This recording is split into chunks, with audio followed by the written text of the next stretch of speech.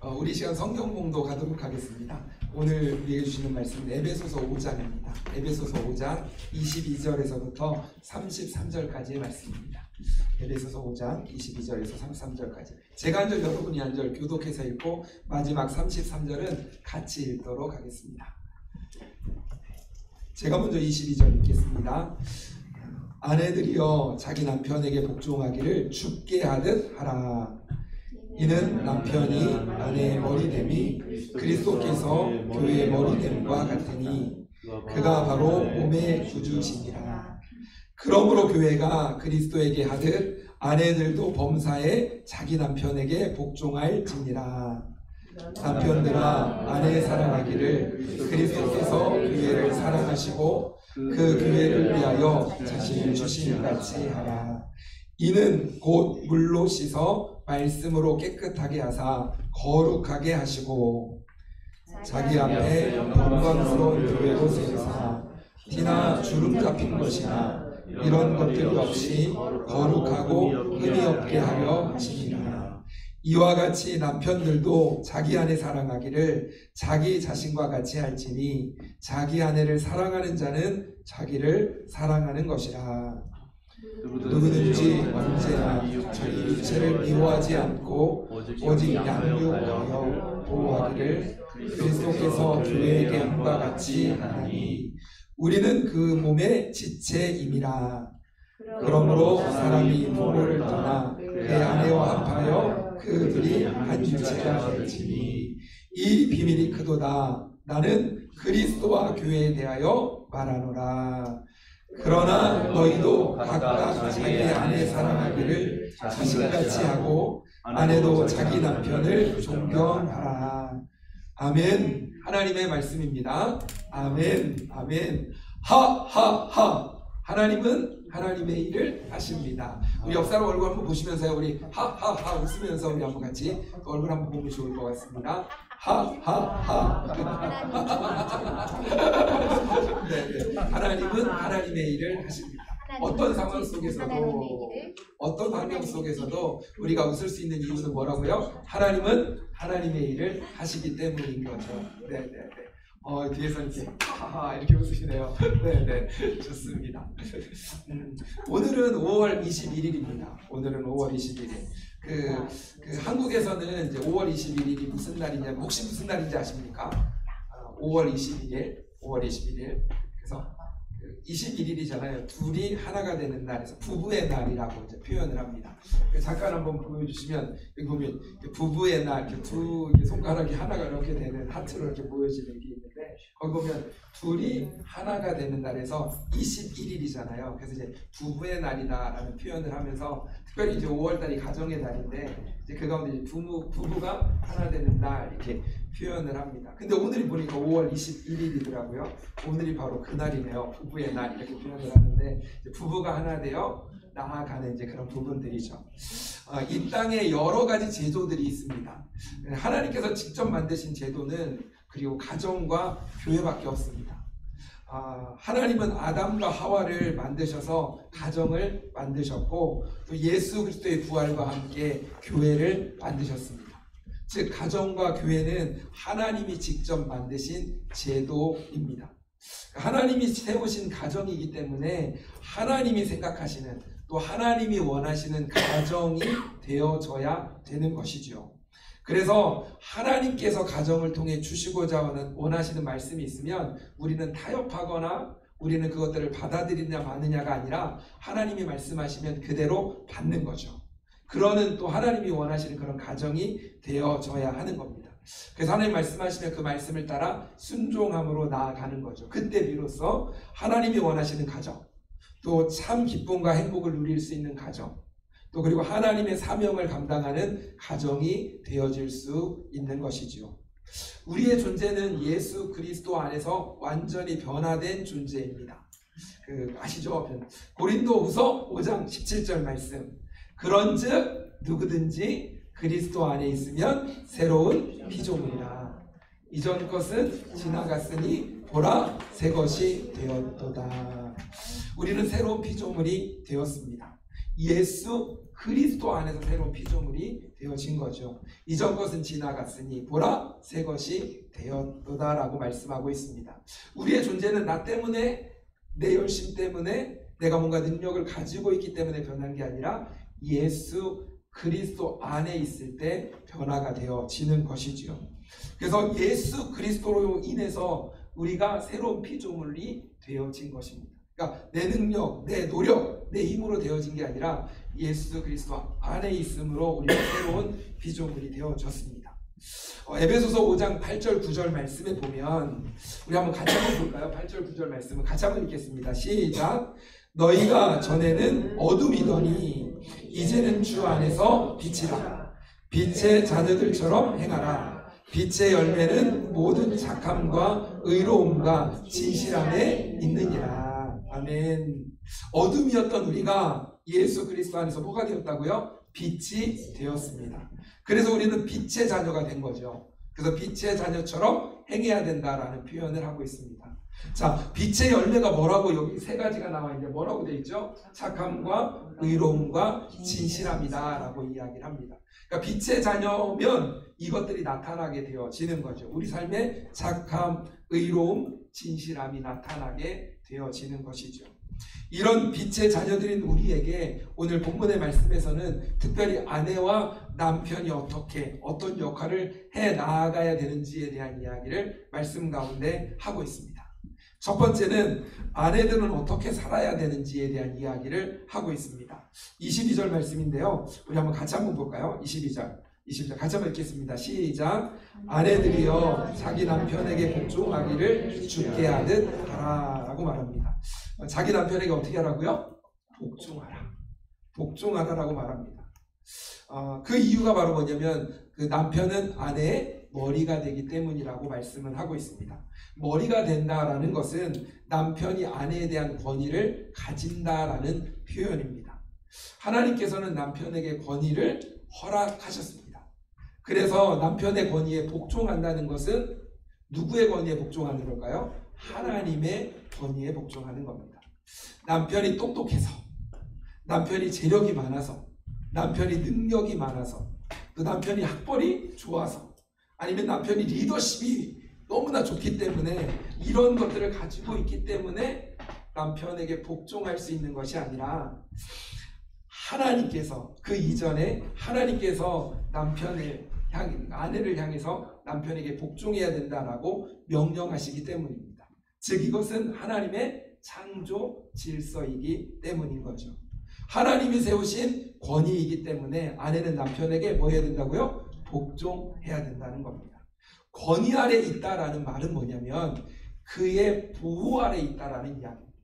그러니까 권위 아래 있다라는 이야기는 그 권위 아래 있기 때문에 그의 보호를 받게 되어진다라는 것이죠.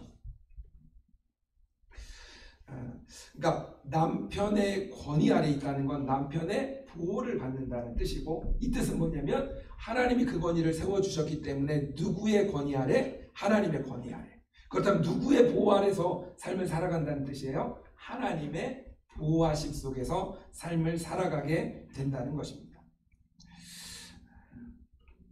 그런데 만약에 그 하나님의 권위 안에 순종하지 않고 또 복종하지 않는다면 그것은 내가 스스로 나를 보호하면서 살아가겠다라는 것과 마찬가지입니다. 그러니까 내가 스스로 어느 순간 어느 한때는 내가 나를 지키고 보호할 수 있습니다. 그러나 결코 영원히 나를 보호할 수는 없습니다. 또한 우리 인생은 이 세상에서만 끝나는 게 아닙니다. 죽음 이후에 세상이 우리에게 주어져 있습니다. 아내들은 남편의 권위에 복종하시기를 바랍니다. 아멘. 아멘. 그것이 하나님의 권위에 복종하는 것이기 때문입니다. 하나님이 명령하시는 거죠. 남편의 보호 아래, 하나님의 보호 아래로 들어가게 되어지는 것입니다. 그렇게 할 때 아내는 남편의 보호를 받을 수 있게 되어지는 것이고, 더 중요한 건 뭐냐면 누구의 보호요? 하나님의 보호를 받게 되어지는 것이기 때문인 거죠. 그렇다면 어떻게 남편에게 복종해야 되는가? 오늘 말씀에서는 뭐라고 하냐면 죽게 하듯 남편에게 복종하라고 표현합니다. 누구에게 하듯이요? 죽게 하듯이. 여기 보면 죽게 하듯이라는 표현이 있는데 이것은 무엇을 의미하는 것일까요? 성경은 또 이렇게 표현합니다. 교회가 그리스도에게 하듯 해라라고 표현합니다. 그 교회가 그리스도에게 하듯.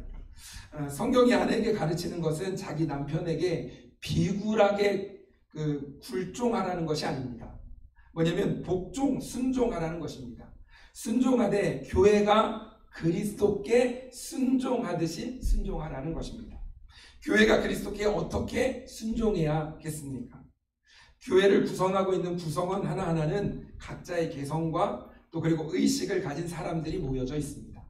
그러나 교회가 전체적으로 어떤 중요한 문제에서 그리스도께 순종한다고 할 때는 그리스도의 뜻이 무엇인지를 살피는 것입니다. 그리고 그것을 알게 되면 그것이 정말로 하나님 앞에서 그러한가 확인하고 그리고 그 다음에 어떻게 하는 거냐면 우리가 다 같이 성령님을 따라 그 방향을 향해 나아가는 것입니다. 그때 이제 한 마음으로 나아가게 되는 것이죠. 이것이 교회가 그리스도께 순종하는 방식의 모습입니다. 이것을 우리는 미리 잘 알아두어야 하는 것이지요. 왜냐하면 아내가 어떻게 남편에게 순종하는 것을 잘 깨닫기 위해서는 이 점을 우리는 분명히 생각해야 되는 것입니다. 어떤 사실이 주님의 뜻이라고 확실하게 판단되고 확인이 되어지면 자기의 개성 또 내 생각 내 인격 이 모든 것들을 하나님 앞에 맡겨드리면서 그 가운데 즐겁게 내 삶을 바치고 순종해 나아가야 된다라는 것이죠. 이게 바로 교회가 그리스도께 순종하는 도리입니다. 그런데 아내도 남편에게 그렇게 복종하라라고 말씀하고 있는 겁니다. 순종하라고 이야기하고 있는 것이죠. 이것은 내 생각을 남편의 생각 아래 두는 것입니다. 그러니까 남편에게 복종하라는 이야기는 내 생각을 누구의 생각이요? 남편의 생각 아래 두라는 것입니다.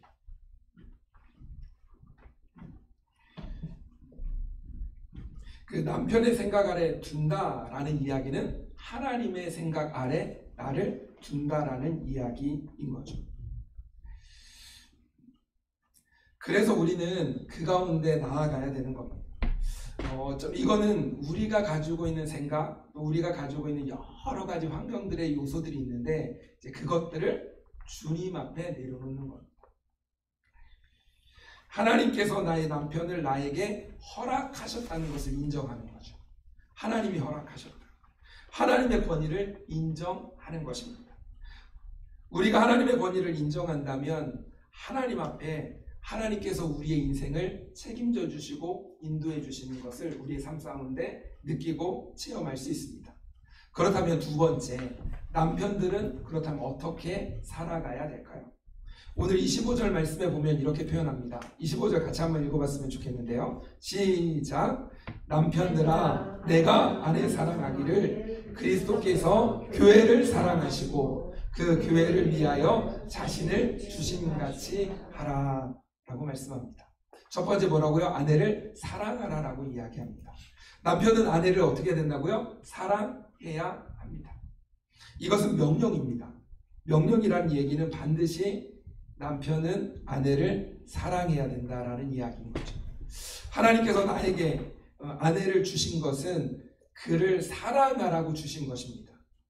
내 말을 들어라, 나를 도와라 이전에 하나님께서는 내 아내를 사랑하라고 주신 존재입니다. 그래서 아내들은 남편으로부터 사랑받도록 만들어진 존재입니다. 그러니 남편은 아내를 사랑해야 된다라는 이야기를 하는 거죠.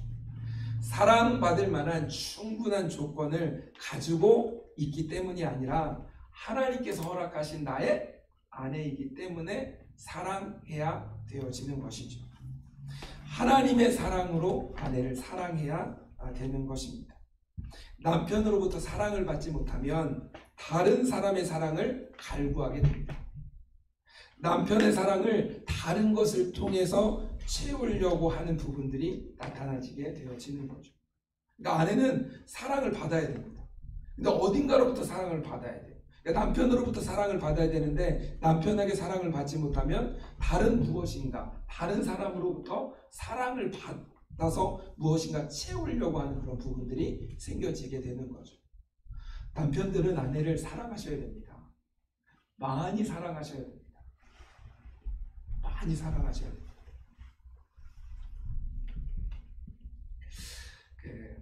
아내는 남편의 사랑을 받을 때 행복하고 평안하고 만족함을 누릴 수 있기 때문인 거죠. 자, 그렇다면 남편은 아내를 어느 정도로 사랑해야 될까요? 오늘 본문의 말씀에서는 그리스도께서 교회를 위하여 자신을 주신같이 사랑하라 라고 말씀하고 있습니다. 아내를 사랑할 때 그리스도께서 교회를 위하여 자기 자신을 내어 주신 것 같이 사랑하라고 말씀하고 있습니다. 예수님께서는 교회를 사랑하셨죠. 사랑하셨죠. 자기 몸을 내어 주기까지 사랑하셨습니다. 그래서 예수님은 자기의 목숨을 내어 주면서까지 사랑하신 거죠. 자신의 가장 소중한 목숨을 내어 놓을 만큼 예수님은 교회를 사랑하셨습니다. 그리고 우리를 다음없는 사랑으로 사랑해 주셨습니다. 그 사랑은 하나님으로부터 오는 사랑이고 하나님께서 이 땅에 보내실 때 순종함으로 나아가는 사랑이었습니다. 그 사랑으로 예수님은 교회를 사랑하신 거죠. 즉 하나님은 남편들에게 그런 사랑으로 아내를 사랑할 것을 명령하고 있는 겁니다. 감정에 의해서 하는 사랑이 아니라요, 하나님을 믿는 믿음, 하나님으로부터 오는 사랑으로 사랑하라고 말씀하고 있는 것입니다. 여러분에게 한번 질문해 보겠습니다. 한번 잘 듣고 한번 대답해 보셨으면 좋겠습니다. 가정에서, 부부 관계에서 나를 맞춰줘야 되는 겁니까? 아니면 상대방을 맞춰줘야 되는 겁니까? 부부 관계에서 제가 남편이고 아니면 남편에게 맞춰줘야 되는 겁니까? 아니면 아내에게 맞춰줘야 되는 겁니까? 누구에게 맞춰줘야 되는 거죠? 상대방에게 맞춰줘야 되는 건가요? 상대방에게 맞춰줘야 되는 거예요. 잘 생각하셔야 됩니다. 말하고 난 다음에 그것에 대한 말에 대해서 좀 부담이 있으시죠? 상대방, 나 이렇게 막 난가 상대방인가 그런 부분들 생각할 수 있을 텐데, 한 가지 더 질문하겠습니다. 상대방에게 맞춰야 될까요? 나에게 맞춰야 될까요? 아니면 둘이 합의된 무엇인가에 맞춰야 될까요? 세 가지가 되는 거죠. 나에게 맞춰야 될까요? 아니면 남편에게 맞춰야 될까요? 아니면 둘이 합의된 무엇인가에 맞추어야 될까요? 둘이 합의가 된 거에 무엇인가에 맞춰야 돼요. 만약에 나에게 맞추면 누가 힘들까요? 상대방이 힘들겠죠. 상대방에게 맞추면 누가 힘들까요? 내가 힘들죠. 내가 힘들죠. 그럼 둘이 합의된 상태에서 맞춰가면요? 둘 다 힘들어요? 둘 다 힘들어지나요? 합의가 돼서 맞춰가면 어느 정도까지는 갈 수 있습니다. 근데 모든 일을 다 맞출 수는 없습니다. 그러니까 어느 정도 노력해서 갈 수 있는 길들은 있어요. 근데 온전하게 갈 수는 없습니다. 그렇다면 우리는 누구에게 맞추면서 가야 될까요? 부부 생활을 누구에게 맞추고 가야 될까요? 누구요? 하나님. 잘 생각하셔야 돼요. 내가 배려해서 상대방을 맞춰주는 거 되게 의미 있는 일입니다. 그리고 상대방이 나한테 맞춰달라고 이렇게 막 하는 거 약간 이기적인 건가요? 그런 부분도 있습니다. 또 그리고 합의를 해서 이 정도 맞춰간다? 이것도 의미 있는 부분이 될 수 있습니다. 근데 이게 온전한 방향으로 갈 수는 없다라는 이야기입니다. 그러니까 하나님을 맞추면서 가지 않는 이상은 우리의 부부 관계, 우리의 모든 관계는 온전하게 갈 수 없다라는 겁니다. 그러니까 하나님을 향해서 갈 때는 우리가 이렇게 해서 하나 돼서 갈 수 있는 부분들이 생기지만, 우리가 서로 맞춰가는 부분은 어느 순간은 우리가 맞춰갈 수 있어요. 가까워질 수도 있습니다. 하지만 어떤 상황이 되면 또 멀어지게 되어지는 일들이 벌어집니다. 우리의 감정, 우리의 생각, 최대한의 노력을 통해서 뭔가 가까워질 수 있는 부분들이 될 수는 있지만 온전히 갈 수는 없습니다. 한 하나님을 바라보면서 두 사람이 같이 가는 거죠. 한 하나님을 바라보고 같이 가면 어떻게 되는 거예요? 가까이 가는 거죠. 그래서 우리의 삶의 가정에서도 마찬가지고 관계에서도 그렇고 꼭 기억해야 될 부분입니다. 누구를 맞추고 갈 것인가? 한 하나님을 바라보며 그 하나님을 맞추기 위해 서로 노력해 가야 되는 겁니다. 그럴 때 이 사람들이 우리가 또 가정이 또 그리고 부부가 또 우리의 관계 속에서 하나 되어질 수 있는 부분이 있습니다. 한 하나님을 바라보면서 나아가는 부분이 필요하죠. 가정을 만드신 분, 바로 그 하나님께 맞추며 부부의 삶을 살아가야 되어지는 거죠. 그래야 비로소 온전한 가정이 되어줄 수 있습니다. 교회도 마찬가지입니다. 누구를 바라보며 가야 될까요? 하나님을 바라보며 하나님께 맞추어 가야 됩니다. 우리가 지금 예배를 드리고 있는데 이 예배도 누구를 향해 가야 되는 거예요? 하나님을 향해 가야 됩니다. 하나님께 맞추어 가야 되는 거예요. 그때 예배가 예배되어지고 교회가 교회되어지고 가정이 가정되어질 수 있습니다. 우리는 가정에 또 부부에 또 부모 자녀 여러 가지 관계 속에서 이야기들을 세상 속에서 많은 부분들을 이야기하는데 그 모든 것들이 어디를 향해 가야 되냐면 하나님을 향해 갈 때, 그 하나님을 향해 갈 때 하나님으로부터 받은 사랑, 하나님으로 받은 은혜, 하나님으로부터 받았던 이 마음들이 있어야 이 마음들을 가지고 그 다음 단계로 갈 수 있는 그런 부분들이 되는 거예요. 왜냐하면 우리의 노력은 정말로 애쓰고 노력하지만 완벽하게 갈 수는 없습니다. 어느 순간 무너질 수 있습니다. 어느 순간 넘어질 수 있습니다. 우리는 인간이기 때문에 정말로 잘하다가도 어느 순간 넘어질 수 있습니다. 어느 순간 실수할 수도 있습니다. 어느 순간 나도 모르는 나를 발견해 되는 순간들이 있습니다. 그러니까 나를 바라보고 가면, 그리고 상대방을 바라보면 언젠가는 실망할 수밖에 없고 언젠가는 무너질 수밖에 없는 존재입니다. 그래서 내가 아니라 상대방이 아니라 하나님을 바라보며 나아가야 되어지는 거죠. 우리의 모든 삶에서 하나님을 바라보고 계속 이야기하잖아요. 아침에 일어나면 말씀을 봐야 됩니다 라고 이야기하는 이유가 무엇입니까? 우리가 아침에 일어나면 말씀을 대하고 또 말씀을 보고선 하루를 시작해야 된다는 이유도 그 하나님이 우리와 함께 하실 때, 우리가 하나님께 초점을 맞추고 나아갈 때 그 말씀이 나를 붙잡아주고, 때로는 내가 화를 내기도 하고 때로는 내가 뭔가 불평이 생기고 이렇게 있는데 하나님의 말씀이 나를 붙잡아주면 한 템포 늦추기도 하고 또 그 다음을 향해서 가게 되어지는 거죠. 그러면서 그 말씀이 나를 붙잡아주기도 하고 그 말씀이 나를 지켜주니까 하루를 살아가는 거죠. 그리고 하루를 마무리하는 그때 이렇게 이야기하는 거죠. 하나님이 나를 붙잡아 주셔서 오늘 하루도 승리했습니다. 이 하루가 모여지면 또 이 하루가 모여지면 또 이 하루가 모여지면 우리가 승리하는 삶을 살아가게 되어지는 겁니다.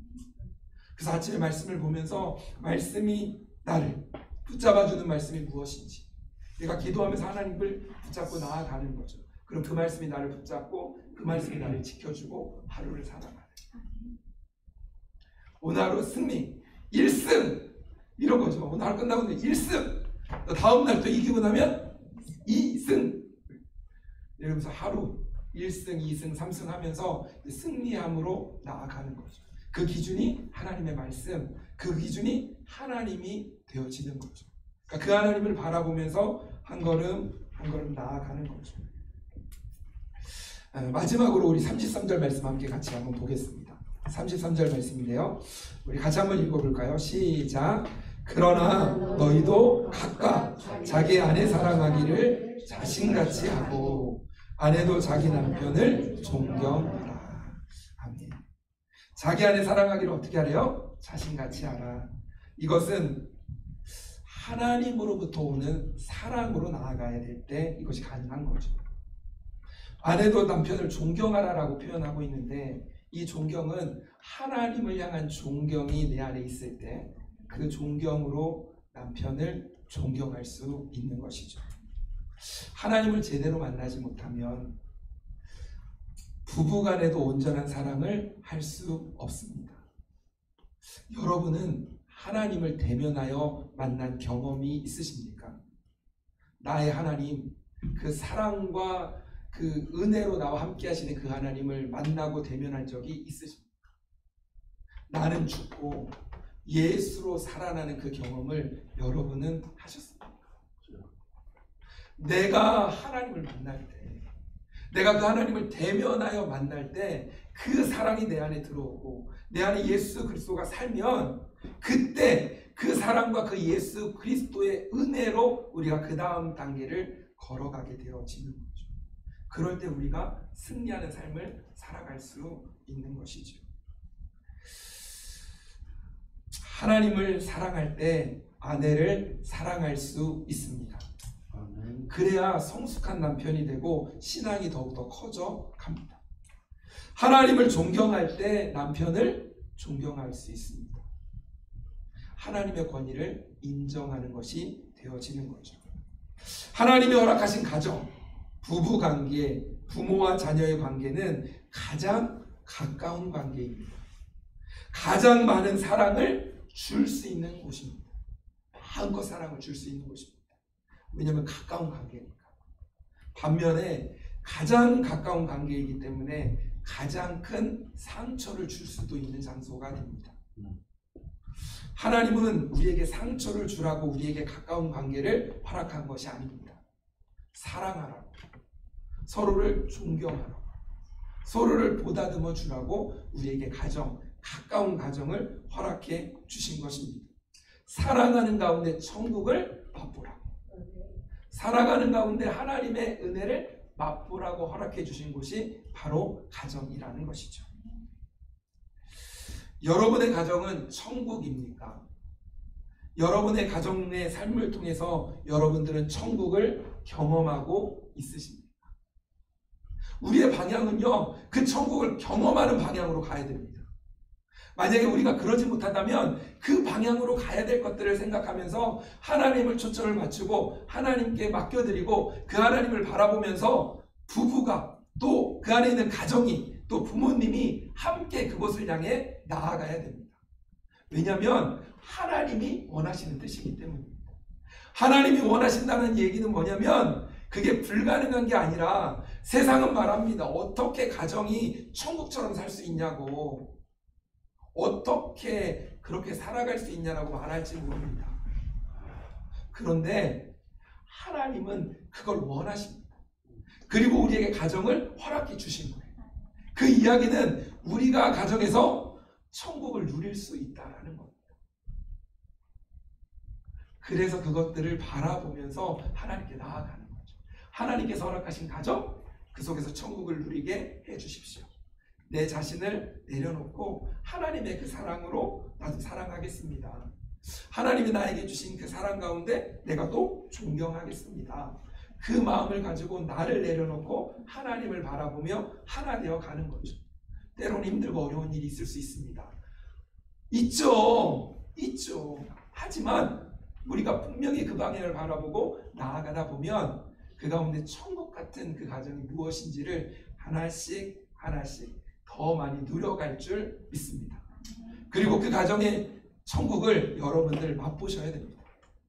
기대하십시오. 그리고 소망하십시오. 그리고 기도하십시오. 그리고 하나님께 맡겨드리면서 내게 주시는 마음을 따라 순종함으로 한 걸음 한 걸음 걸어가십시오.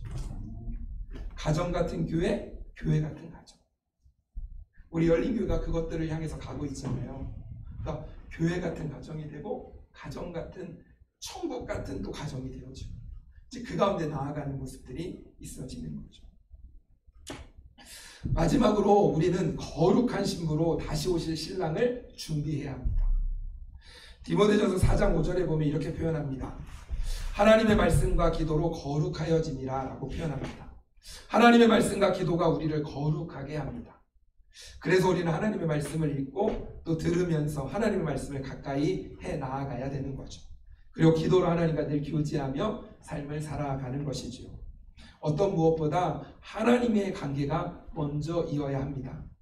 그러면 하나님이 허락하신 많은 관계들을 통해 하나님의 놀라운 은혜와 사랑을 누리고 또 그 가운데 우리의 관계, 가정 가운데 천국을 맛보게 되어지는 것이죠. 사랑하는 열린교회 성도 여러분, 하나님의 사랑은 우리의 육체적인 사랑을 뛰어넘습니다. 하나님의 사랑은 우리의 부모의 희생적인 사랑을 뛰어넘습니다. 하나님의 사랑은 우리의 자녀들의 순종하는 그 사랑을 뛰어넘는 사랑입니다. 하나님을 대면하여 만나고 하나님의 사랑이 우리의 삶의 가운데 경험되어져서 하나님의 그 놀라운 변함없는 신실하신 다함없는 영원한 그 사랑이 우리 가운데, 우리의 부부생활 가운데, 우리의 가정 가운데 가득하시길 주님의 이름으로 축복합니다. 아멘, 아멘, 아멘. 우리 시간